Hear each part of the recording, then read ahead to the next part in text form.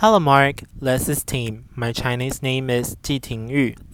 My student number is S0641052. I'm a freshman, majored in English. Today I'm going to read the speech, Pay Attention to Penguins. The speaker's name is Boersma. I want to talk about penguins today, but first I want to start by saying that we need a new operating system for the oceans and for the earth. When I came to the Galapagos 40 years ago, there were 3,000 people that lived in the Galapagos. Now there are over 30,000. There were 2 jeeps on Santa Cruz. Now there are around 1,000 trucks and buses and cars there. So the fundamental problems that we face are overconsumption and too many people. It's the same problems in the Galapagos, except, obviously, it's worse here, in some ways, than other places, because we've only doubled the population of the Earth since the 1960s, a little more than doubled. But we have 6.7 billion people in the world, and we all like to consume. And one of the major problems that we have is our operating system is not giving us the proper feedback. We're not paying the true environmental cost of our actions. And when I came at age 22 to live on Fernandina, let me just say that I had never camped before. I had never lived alone for any period of time, and I never slept with sea lions snoring next to me all night. But moreover, I never lived on an uninhabited island. Ponta Espinosa is where I lived for over a year, and we call it uninhabited because there are no people there, but it's alive with life. It's hardly uninhabited, so a lot has happened in the last 40 years. And what I learned when I came to the Galapagos is the importance of wild places, wild things, certainly wildlife, and amazing qualities that penguins have. Penguins are real athletes. They can swim 173 kilometers in a day. They can swim at the same speed day and night. That's faster than any Olympic swimmer. I mean, they can do like 7 kilometers an hour and sustain it. But what is really amazing because of this depthness here, emperor penguins can go down more than 500 meters and they can hold their breath for 23 minutes. Magellanic penguins, the ones that were gone, they can dive to about 90 meters and they can stay down for about 4.6 minutes. Humans without fins, 90 meters, 3.5 minutes. And I doubt anybody in this room could really hold their breath for 3.5 minutes. You have to train to be able to do that. So penguins are amazing athletes. The other thing is, I've never met anybody that really doesn't say that they like penguins. They're comical, they walk upright, and of course, they're diligent. And more importantly, they're well dressed. So they have all the criteria that people normally like. But scientifically, they're amazing because they're centinos. They're centinos. The tale is about our world in a lot of different ways, and particularly the ocean. This is a picture of a Galapagos penguin that's on the front of a little zodiac here in the Galapagos, and that's what I came to study. I thought I was going to study the social behavior of Galapagos penguins, but you already know penguins are rare. These are the rarest penguins in the world. Why I thought I was going to be able to do that, I don't know, but the population has changed dramatically since I was first here. When I counted penguins for the first time and tried to do a census, we just counted all the individual bigs that we could around all these islands. We counted around 2,000, so I don't know how many penguins there really are, but I know I can count 2,000. If you go and do it now, the national parks count about 500. So we have a quarter of the penguins that we did 40 years ago. Unless it's true of most of our living systems, we have less than we had before, and most of them are in fairly steep decline. And I want to just show you a little bit about why. Brain. That's a penguin brain to tell you that's important to pay attention to penguins. Most important of all, I didn't know what that was the first time I heard it.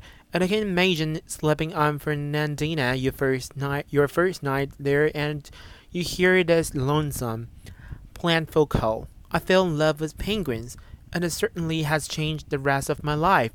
What I found out I was studying is really the difference in how the Galapagos changes, the most extreme variation. You've heard about this El Ninos, but this is the extreme that penguins all over the world have to adapt to.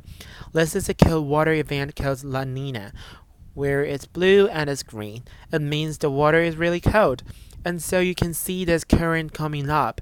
In this case, the Humboldt current that comes all the way out to the Galapagos Islands, and this deep undersea current, the Cromwell current, that upwells around the Galapagos, that brings all the nutrients. When this is cold in the Galapagos, it's rich, and there is plenty of food for everyone. When we have extreme El Nino events, you see all this red, and you see no green out here around the Galapagos. That means that there is no upwelling, and there is basically no food. So it's a real desert for not only for the penguins and the sea lions and the marine iguanas. Things die when there is no food. But we didn't even know that affected the Galapagos when I went to study penguins. And you can imagine being on an island hoping you're going to see penguins and you're in the middle of an El Nino event and there are no penguins. They're not breeding, they're not even around. I studied marine iguanas at that point, but this is a global phenomenon. We know that. And if you look along the coast of Argentina, where I work now at a place called Punta Tombo, the largest Magellanic penguin colony in the world, down here about 44 degrees south latitude, you see that there is great variation here. Some years the cold water goes all the way up to Brazil, and other years in this La Nina years it doesn't. So the oceans doesn't always act together, they act differently.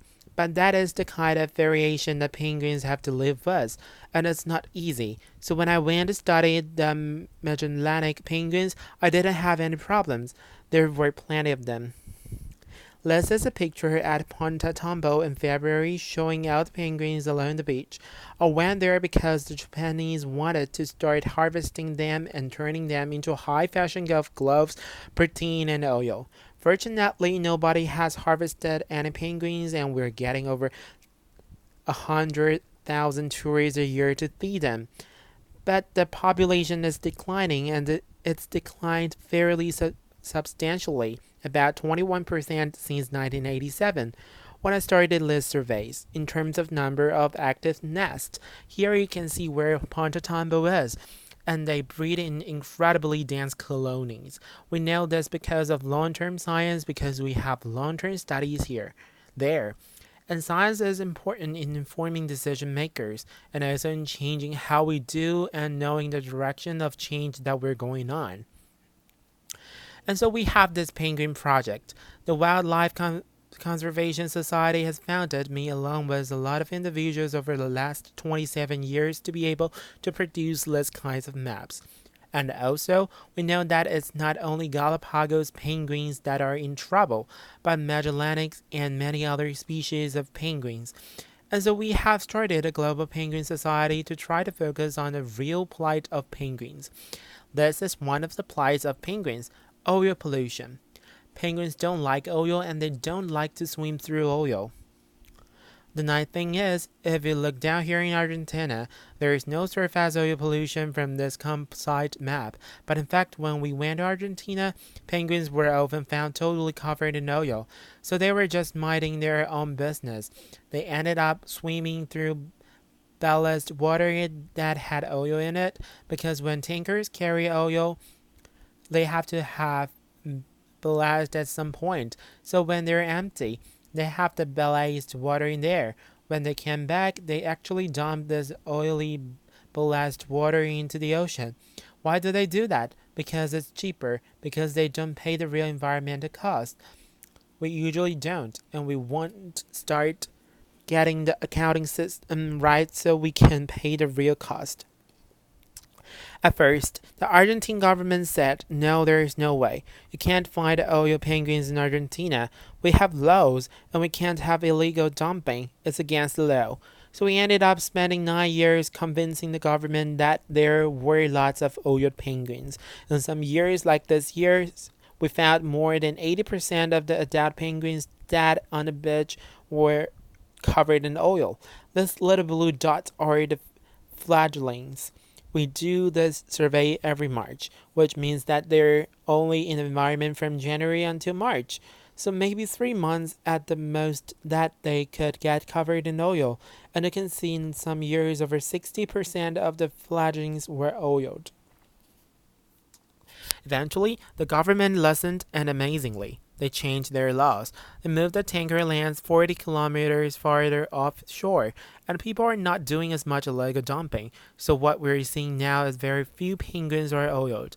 Why are there even these penguins oiled? Because we've solved the problem in Chubut province, which is like a state in Argentina where Punta Tumbo is. So that's about 1,000 kilometers of coastline. But we haven't solved the problem in northern Argentina, Uruguay, and Brazil. So now I want to show you that penguins are affected. I'm just going to talk about two things. This is climate change. Now, this has really been a fun study because I put satellite tags on the back of this Magellanic penguins. Try to convince donors to give you a couple $1,000s to glue a satellite tag on the back of penguins.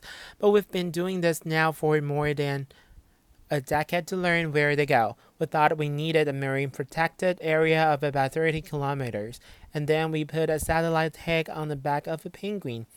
And what the penguins show us, and these are all the little dots from where the penguins' positions were for penguins in incubation in 2003. And what you see is some of these individuals are going 800 kilometers away from their nest. So that means that their mat is gone, the worst condition the mat is in when the mat comes back. And so, of course, all of this then leads to a vicious cycle, and you can't raise a lot of chicks. Here you see in 2003, these are all the dots of where the penguins are. They were raising a little over half of a chick. Here you can see in 2006, they raised almost 3/4 of a chick per nest, and you can see that they're closer to Pontotombo. They're not going as far away.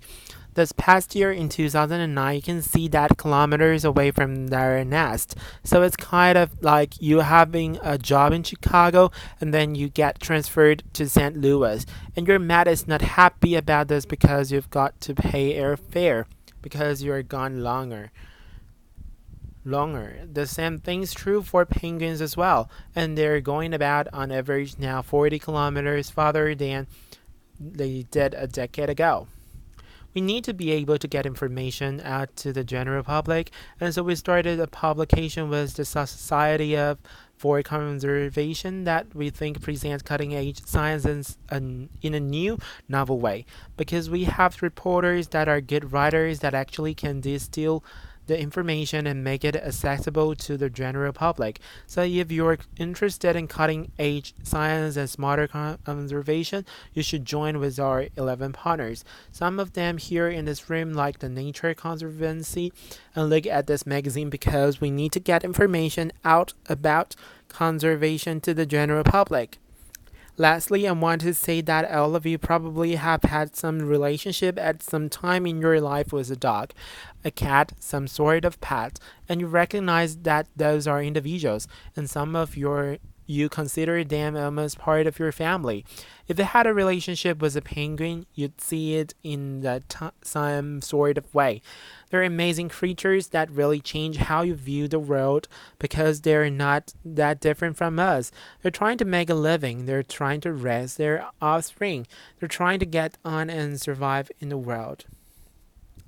This is Turbo the penguin. Turbo's never been fed. He met us and got his name because he started standing under my diesel truck, a turbo truck.